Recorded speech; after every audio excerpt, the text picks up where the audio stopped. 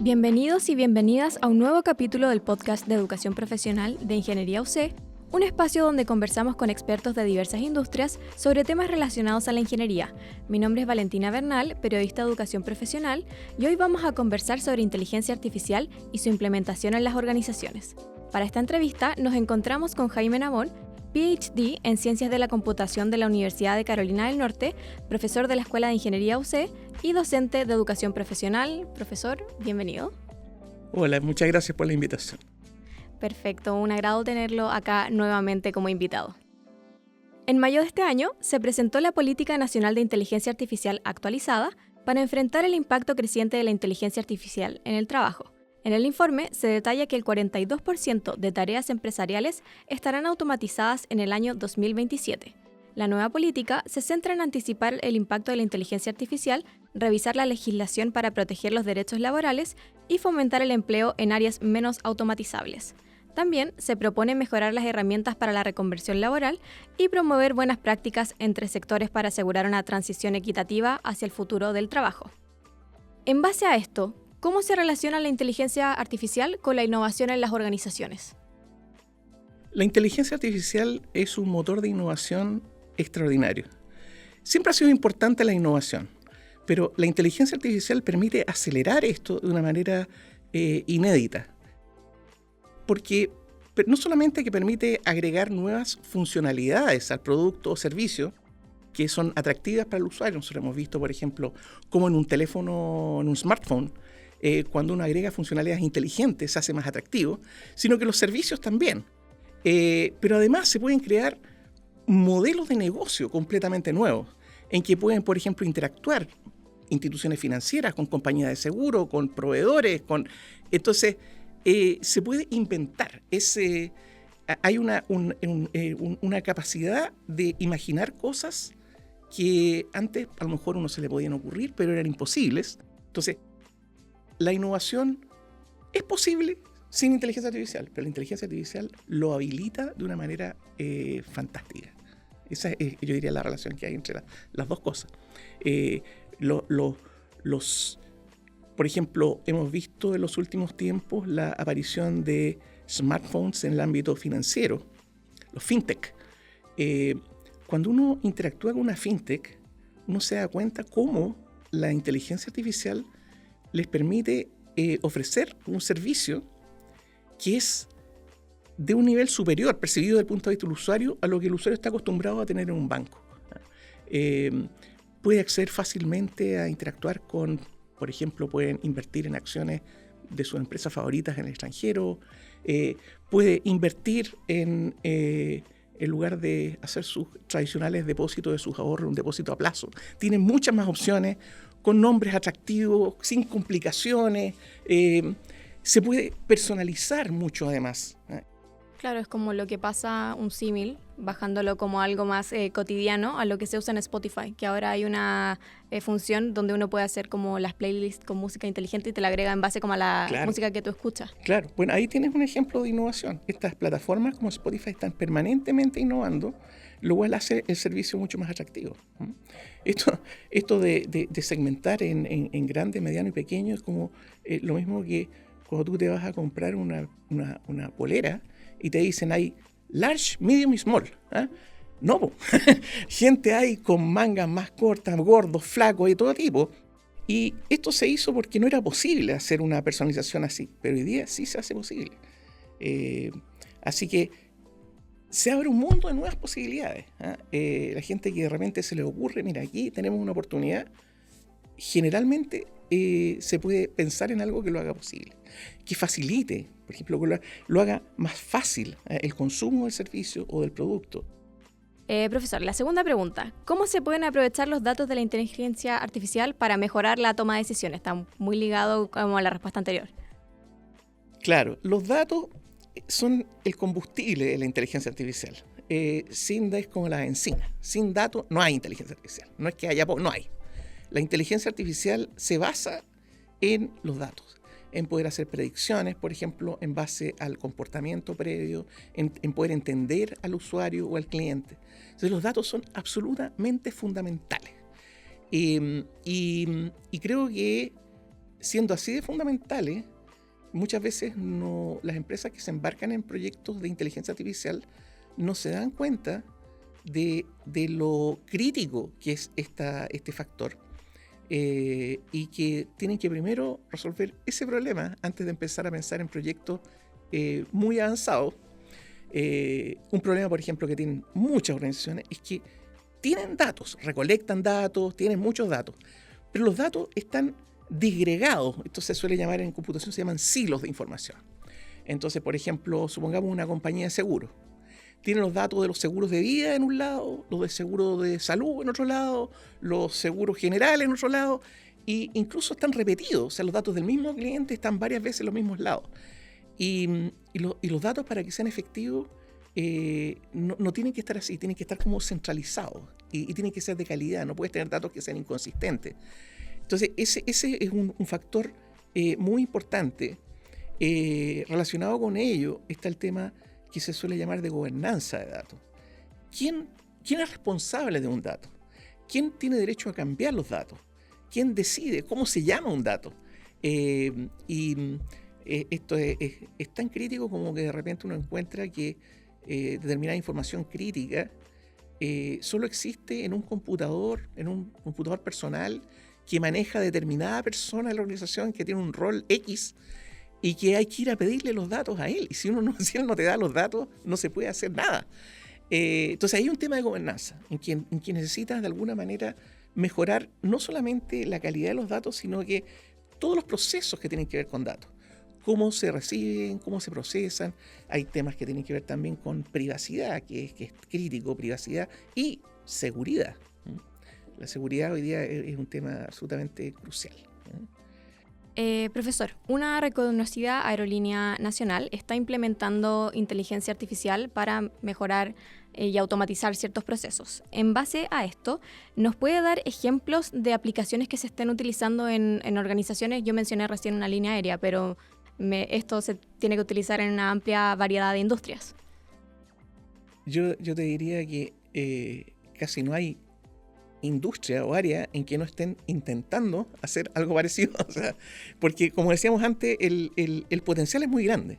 Por ejemplo, una aerolínea es una organización muy compleja que tiene desde la problemática de los aviones, por ejemplo, las mantención preventiva de los aviones, el tema de los precios, cómo hacer atractivo, la logística, la operatoria. O sea, hay demasiados temas, y finalmente está todo lo que son procesos de cara al cliente, de hacer más fácil personalizar las cosas. Por ejemplo, hablando de modelos de negocio nuevos, uno podría pensar que se puede mejorar mucho esto de integrar las ventas de pasajes con ventas de planes de vacaciones, que hay algo hoy día, pero es todavía primitivo. Esto se podría integrar mejor. Incluso podrían aprender. Yo, por ejemplo, acostumbro ir como a lugares más o menos parecidos casi todos los años. Entonces yo debería recibir oportunidades, ofertas y cosas que sean de ese estilo. Entonces hay muchas oportunidades.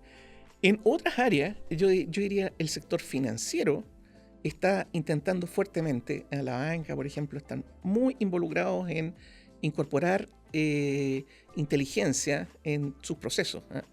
Y esto también empujado por competencia. En el sector financiero tenemos las fintech que han surgido en los últimos años. De repente comienzan con 3 o 4 jóvenes y se transforman en una mega empresa. El caso, por ejemplo, de Fintual es muy notable. ¿Y por qué el éxito? El éxito está en que ofrecen un servicio que para el usuario se percibe de una mucho mejor manera que lo que uno tiene en el banco. Más cercano, más fácil de utilizar. Claro, yo siempre cuento esta experiencia de una hija mía se fue a hacer un semestre de pasantía a Noruega. Y yo tenía que enviar dinero a Noruega, a un banco. Me pedía la universidad allá. Entonces fui a mi banco, no voy a decir cuál banco es, y digo, necesito mandar plata a Noruega. Ya me dice, ¿y cuántos dólares? No, es que no son dólares, son coronas noruegas. Ahí me quedaron mirando con cara de ¿me volví loco o qué? Ya, se puede, se puede. Me hicieron llenar unos formularios, varios formularios, muchas firmas, y luego me entero de que más allá del porcentaje que se cobra por hacer la transferencia, hay un cargo fijo que creo que eran $100 o $50 por hacer la operación. Bueno, resulta que hoy día hay empresas, por ejemplo, Global 66, por mencionar una, que tú haces esto pero con una facilidad baratísimo, clic, clic, pum, la plata llegó. Y te dicen, llegó la plata. Entonces, evidentemente que es una competencia muy fuerte para la banca.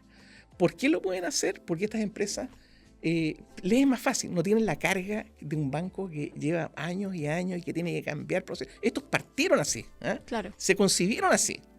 Entonces, pero ilustra cómo el introducir estas herramientas te da una ventaja, te da una ventaja competitiva, y las empresas grandes se están dando cuenta de esto, que tienen que abrazar esta nueva realidad. A ver, los usos como clásicos de inteligencia artificial en organizaciones tienen que ver, por ejemplo, con predicción, cómo yo podría saber cuánto voy a vender los próximos meses, suponiendo todos los factores y todos los elementos. Eso ha sido como clásico. Pero hay muchas otras cosas ahora, aparte de predicción. Hoy día tú puedes construir un agente, un chatbot inteligente. No el chatbot que te dice, si quiero hacer esto, marque 1, si quiero hacer esto, marque 2, que son odiosos, sí. Sino que realmente entienda lo que tú le estás diciendo y te diga, muy bien señora, ¿en qué le puedo ayudar? Sí, para eso tiene que hacer esto y esto otro, y que te lo haga. Sí. Eso hoy día es factible de hacerse. Entonces yo creo que muchas de las cosas que hoy día se hacen, que le piden a la gente que vaya a la página web, se van a poder resolver directamente con una llamada de teléfono, como se hacía antes, y que te va a atender un agente inteligente. De hecho, hay ejemplos de... En Alemania, por ejemplo, hicieron un estudio de... dividieron las llamadas de la gente en un grupo que lo atendían personas y otro que lo atendían agentes automatizados. Inteligencia artificial. Y los agentes automatizados resolvieron más veces los problemas y la gente quedó más satisfecha que con los humanos. Entonces, eso demuestra que es real, se puede hacer. Claro, es factible y se puede aplicar. Es factible. Ahora, no sé si vamos a hablar de esto también, pero introduce el tema que muchas veces le encanta a la gente y que yo creo que sí es importante, es el cambio que va a haber en el mercado laboral. Piensa tú cuánta gente trabaja en call centers. Esa gente que trabaja en call centers está en peligro inminente de desaparecer. Pero ahí también surge una oportunidad que podría ser la reconversión laboral. Exactamente.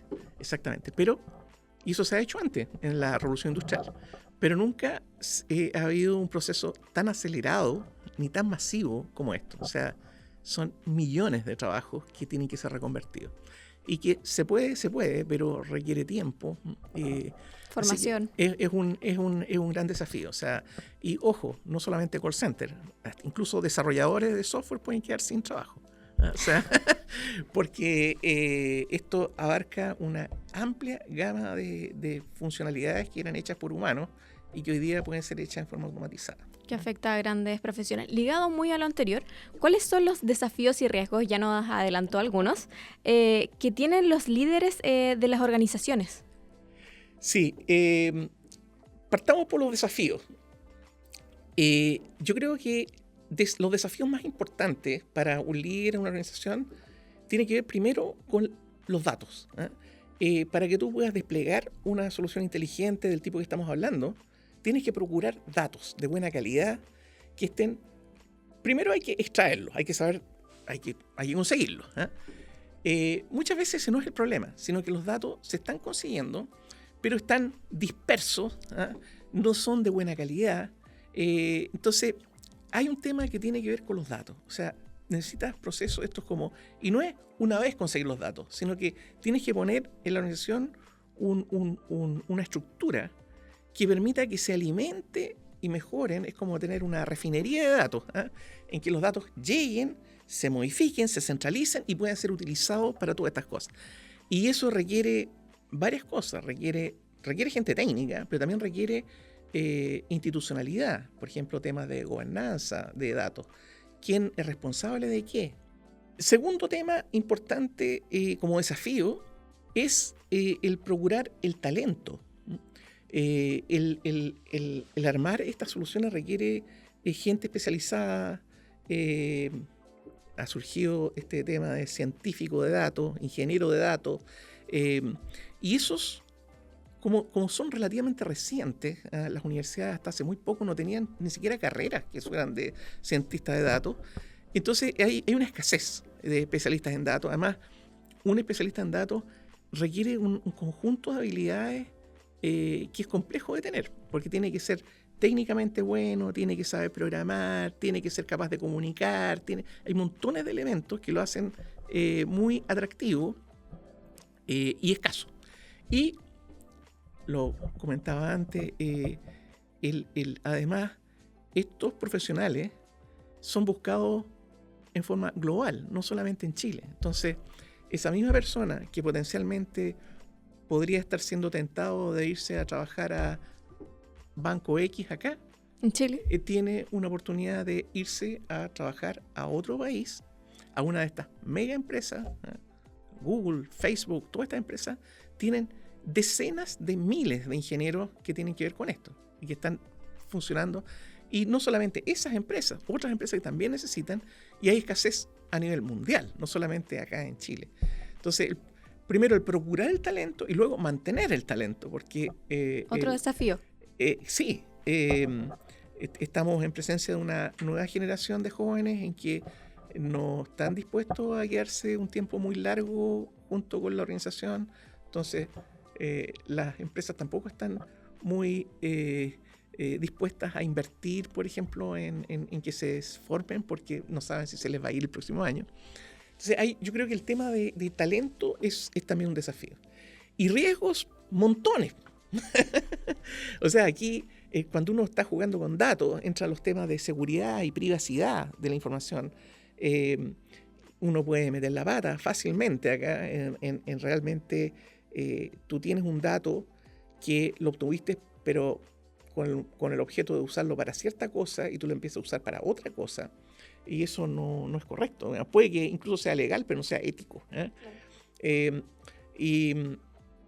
Y temas de seguridad, esto es un problema permanente. O sea, que mientras más dependemos de los datos y de sistemas inteligentes, el riesgo de que alguien se meta ilegalmente y te modifique y haga todo tipo de cosas, y de repente nosotros ni siquiera lo sabemos, pero hay las instituciones grandes, financieras, tienen miles de ataques todo el tiempo. Obviamente no lo comunican, no se sabe las cosas más grandes.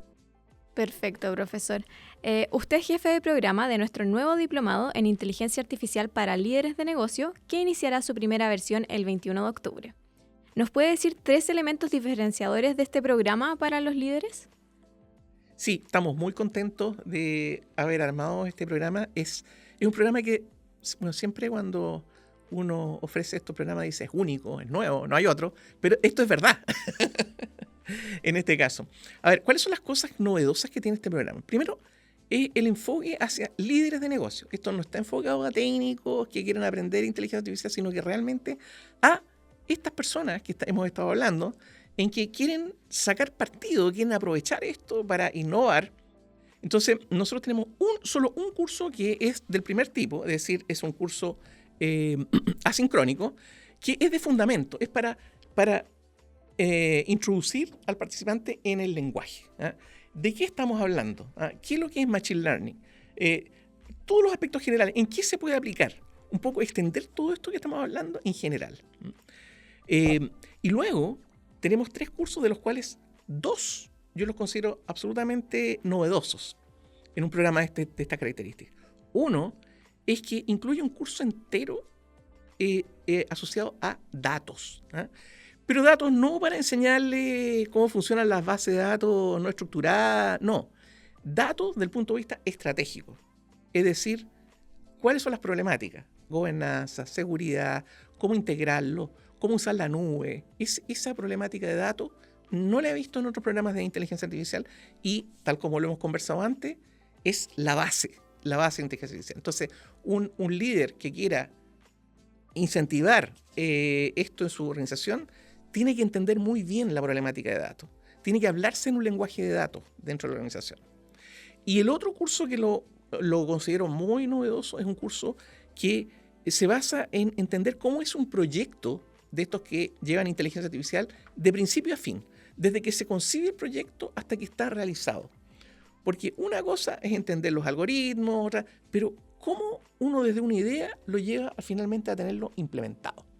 Esos dos cursos son bastante inéditos y son parte de nuestro programa. Buenísimo, profesor. Muchas gracias por la entrevista y a quienes nos escucharon el día de hoy. Antes de irnos, quiero dejar los invitados a que revisen más información en nuestra página web y que sigan nuestras redes sociales. Con esto llegamos al final. Hasta la próxima.